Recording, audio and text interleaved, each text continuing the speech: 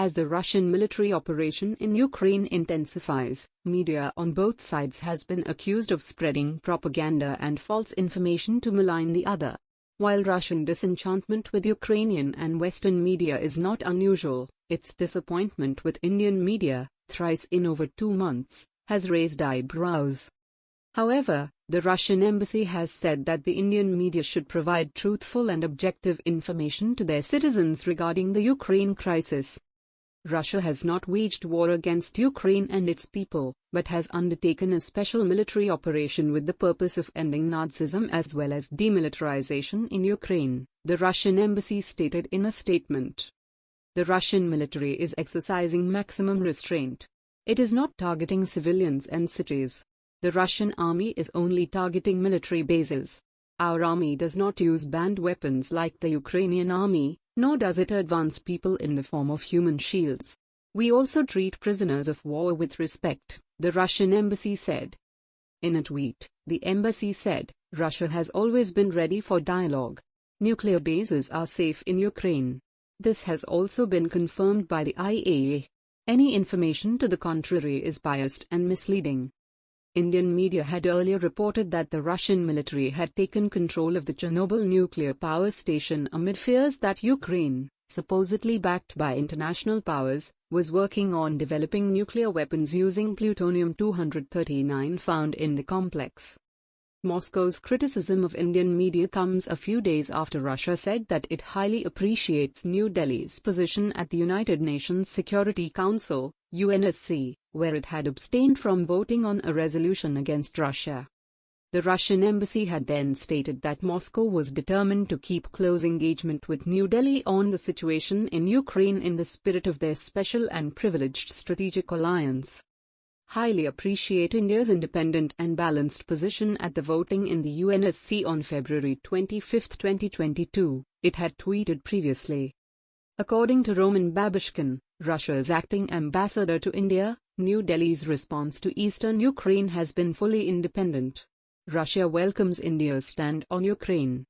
India, as a global power, has at times held a balanced and independent view on Ukraine. Both the countries have talked about the situation there many times at the bilateral and multilateral levels, he told The Hindu on February 24. It is pertinent to mention that India and Russia share a special relationship. When President Putin visited India in December last year, he seemed to have indicated that Moscow can handle the relationships with New Delhi and Beijing independent of each other. New Delhi and Moscow agreed to extend military and technical cooperation for another decade. Repeated attacks on Indian media. The Russian embassy previously used social media to criticize Indian media for their coverage of the Ukraine crisis and the situation in Kazakhstan.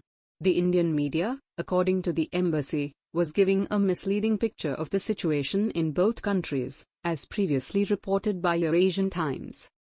2 days after the release of this statement, the embassy again took to social media, this time using the Russian Foreign Ministry's Facebook account to criticize Indian media coverage of the Ukraine issue.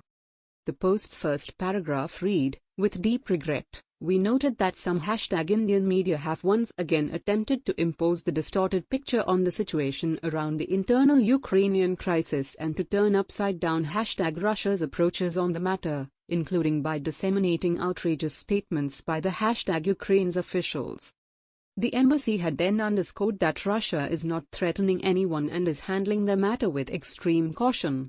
Moscow has stated in a statement that it has no intention of fighting the fraternal Ukrainian people or advocating for a military solution to the conflict. Nitin Jatiku, a defense expert and managing editor of the Eurasian Times, says India is playing its cards very well.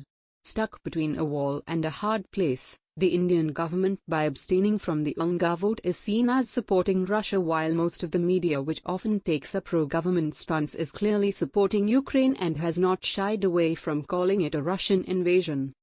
Less than 2 months later, the reports in Indian media about Russia planning an invasion have come true. However, Russia still maintains that it is just a special military operation aimed at eliminating the ultranationalist and neo-Nazi forces inside Ukraine and demilitarizing the entire country. In this quest, it has been attacking urban centers in Ukraine amid stiff resistance.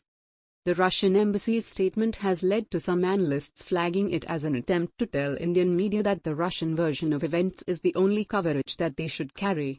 Equivalence has also been drawn with China, which often registers its opposition to the media reports about its actions in the Taiwan Strait. The Russian embassy has once again tried to convey to the Indian media like China that it has to be taken on the Russian side, tweeted Tanvi Madan, senior fellow at the Brookings Institution. China has also expressed displeasure with Indian media coverage of Taiwan on numerous occasions. With regard to the alleged National Day of Taiwan, the Chinese embassy in India said in October 2020, the Chinese embassy in India would like to remind friends of the media that there is only one China in the world and that the government of the People's Republic of China represents the whole of China. We hope that the Indian media will take a stand in support of the government's One China policy. The One China policy should not be broken by the Indian media. Taiwan cannot be shown as an independent nation or called the Republic of China, and its leader cannot be called the president, the Chinese embassy stated.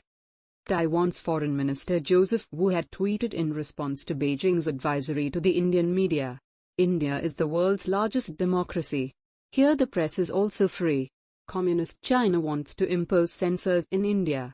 Indian friends in Taiwan will have only one reaction: get lost.